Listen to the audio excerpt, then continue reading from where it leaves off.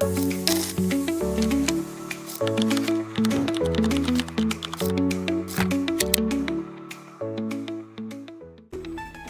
Sobat Pejuang Karir, mungkin ada yang curhat nih, kenapa ya kok karir saya mentok?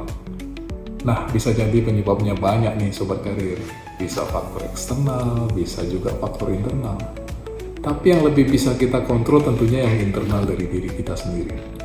So, mari kita fokus, cek, evaluasi, dan perbaiki kondisi yang dari diri kita sendiri saja. Kalau ada sesuatu hal atau output hasil yang tidak sesuai apa yang kita harapkan, pastinya ada yang harus kita perbaiki dan ubah. Istilah kerennya change. Belakangan ini saya sedang senang berolahraga lari, dimulai sejak masa COVID kemarin. Setelah sudah bertahun-tahun saya tidak pernah rutin olahraga. Berat badan saya itu sekitar 95 kg, overweight, kena COVID juga saat itu. Jadi saya khawatir bisa sakit lagi. Karena tidak bisa kemana-mana, jadi saya mikir mau berubahnya gimana ya. Saya coba deh olahraga lari yang bisa dilakukan di rumah dengan treadmill.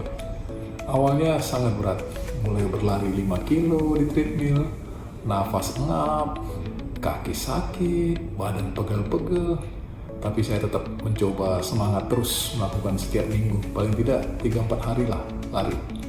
Kebiasaan saya berubah pelan-pelan, dan setelah 3 bulan mulai lebih biasa berlari, nafas, kaki, dan badan menyesuaikan diri. Dan ternyata hasilnya luar biasa. Berat badan saya turun 10 kilo dan saya lebih sehat. Karir berlari saya mulai meningkat dari 5 kilo, kemudian bisa 10 kilo, dan akhirnya bisa ikut race half marathon 21 kilo. Tapi kemudian karir lari saya mentok, tidak bisa lebih kuat lagi untuk lebih dari half marathon, yaitu full marathon. Sekarang saya harus berubah lagi jika mau meningkatkan karir lari saya ke full marathon.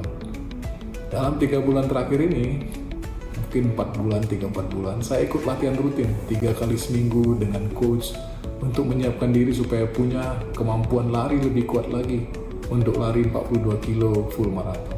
Dan targetnya adalah saya ikut Berlin Marathon di tanggal 29 September 2024. Analogi yang lain yang bisa juga jadi contoh adalah tentang negara berkembang seperti Indonesia yang masih terjebak dalam kelompok negara berpenghasilan menengah atau middle income rate.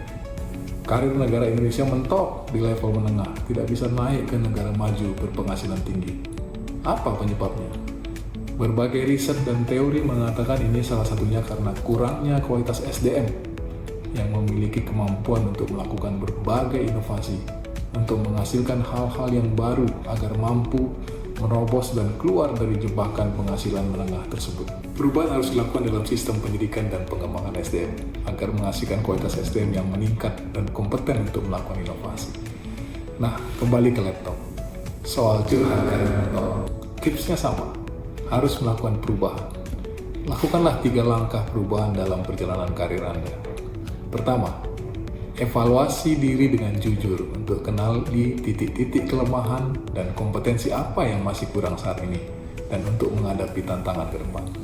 Kedua, cari dan ikuti berbagai pendidikan dan pelatihan yang sesuai dan berkualitas untuk meningkatkan kompetensi Anda yang masih kurang dan kompetensi baru untuk tantangan ke depan. Dan ketiga, terakhir, terapkan pola pikir dan cara-cara baru dengan peningkatan kompetensi yang telah diperoleh secara konsisten dan penuh komitmen untuk melakukan berbagai ide inovasi, mulai dari hal yang kecil seperti cara atau proses kerja sampai ke hal yang lebih besar seperti produk atau layanan baru. Terkait ini ada quote yang saya senang dari Albert Einstein. Dia mengatakan jika kita tetap melakukan hal yang sama berulang-ulang dan mengharapkan hasil yang berbeda, itu namanya kegilaan. Jadi kalau mau hasil yang berbeda dalam karir, berubahlah. Siap untuk berubah guys? Tentu Sobat Pejuang Karir siap kan? Semangat terus ya. Salam karir moncat.